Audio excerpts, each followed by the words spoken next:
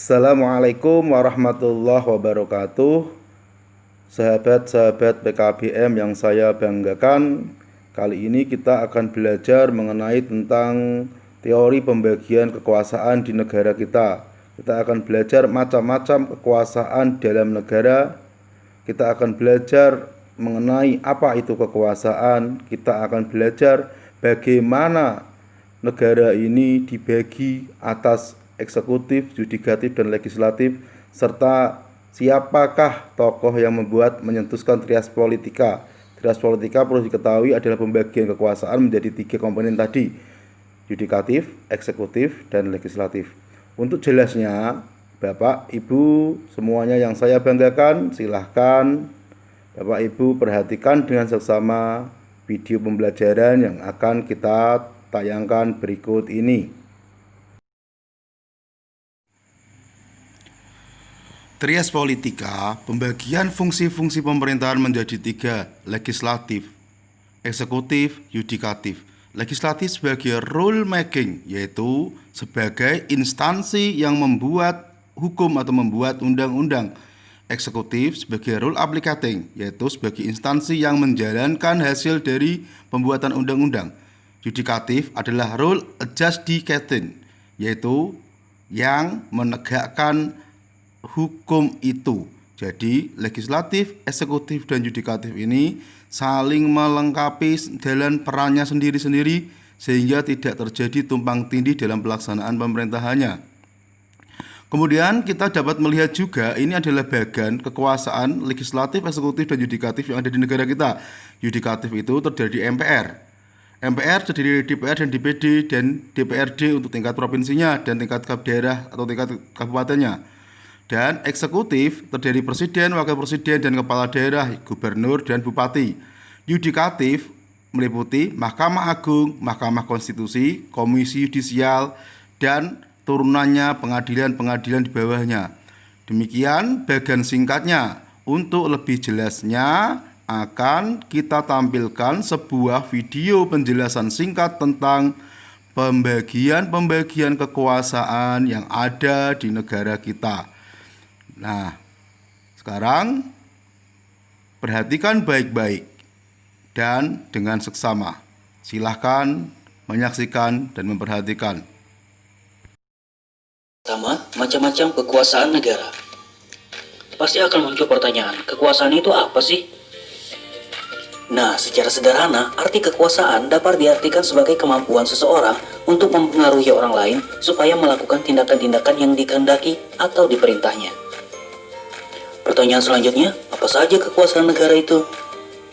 Mari kita lihat teori dari para ahli. Yang pertama yaitu John Locke. Menurut John Locke, kekuasaan negara dapat dibagi menjadi 3 macam, yaitu kekuasaan legislatif, kekuasaan eksekutif, dan kekuasaan federatif.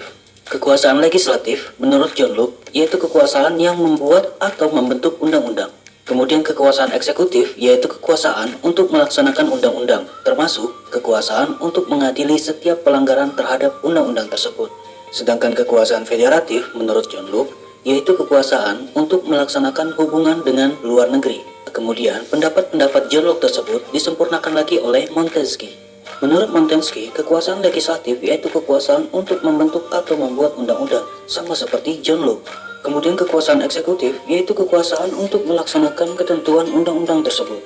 Kemudian kekuasaan yudikatif menurut Montesquieu yaitu kekuasaan untuk mempertahankan undang-undang, termasuk kekuasaan untuk mengadili setiap pelanggaran undang-undang. Nah, seperti yang dijelaskan tadi, pendapat dari Montesquieu ini adalah merupakan penyempurnaan dari pendapat John Locke. Kekuasaan federatif oleh Montesquieu dimasukkan ke dalam kekuasaan eksekutif. Fungsi mengadili dijadikan kekuasaan yang berdiri sendiri. Ketiga kekuasaan tersebut dilaksanakan oleh lembaga-lembaga yang berbeda yang sifatnya terpisah. Teori ini kemudian disebut trias politika.